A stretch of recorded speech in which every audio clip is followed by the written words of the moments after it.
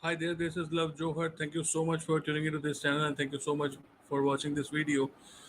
Today we will discuss about the new Digital Personal Data Protection Act 2023 which has been introduced in August this year. A very important act and a very important video for all of you out there who are trying to understand from where should you begin the implementation in your organizations, in your companies. So this is just a sample roadmap that I'm providing you here to give you a head start from where you can get started into understanding the requirements and assessing the current state, the current posture of your organization in terms of the requirements, in terms of the uh, you know different you know requirements for this DPDA Act 2023. So watch this video carefully, and of course, if you have any questions, feel free to ask in the comment section. So the first thing that I want to discuss is regarding discovery and assessment. There are few things that you must do as an organization if you are processing the personal data. Okay, you have to make sure that you follow these steps in order to ensure compliance, okay, with the Digital Personal Data Protection Act 2023. So you have to make sure you understand as a data fiduciary, this is your responsibility. So the first and foremost thing is to identify the types of personal data that you collect and process as a data fiduciary. Then you have to identify how you collect and use the personal data. Then you have to identify how you share the personal data with third parties. These third parties are called as data processors. But again, as a data fiduciary, this is your responsibility to make sure that this requirement has been identified properly. Then you have to make sure you identify any gaps in your current data privacy practices that you might be already having in place.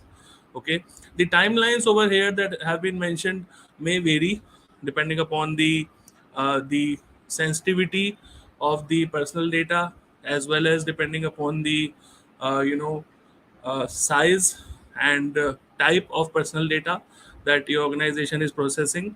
So that may vary, the timeline may vary according to that. But of course, this is a sample roadmap for all of you out there who are trying to understand this new regulation, this new act. Along with that, it will give you a head start for the DPDA Act. Then you have to develop an action plan for compliance, along with identifying the requirements. Whatever you have identified, you have to plan it accordingly. Then you have to implement the plan. Of course, you have to make sure that you have included changes in terms of how you collect data, how you process data, and these data sharing practices as well, and the data security measures that you are taking, because this is very important, guys. We have to now make sure that whatever data security measures we are taking, it's again a part of the DPDA Act 2023. So we have to make sure we define it properly and make sure there are proper controls according to that. Then you have to make sure you are developing new policies and procedures if required. And of course, the most important thing is to train your employees on how to make sure that the data privacy and best practices are being followed across your organization. Then of course, the most important part is monitoring and improvement, because you have to make sure you follow regular periodic audits to make sure that all this is intact and all these requirements are being completely fulfilled.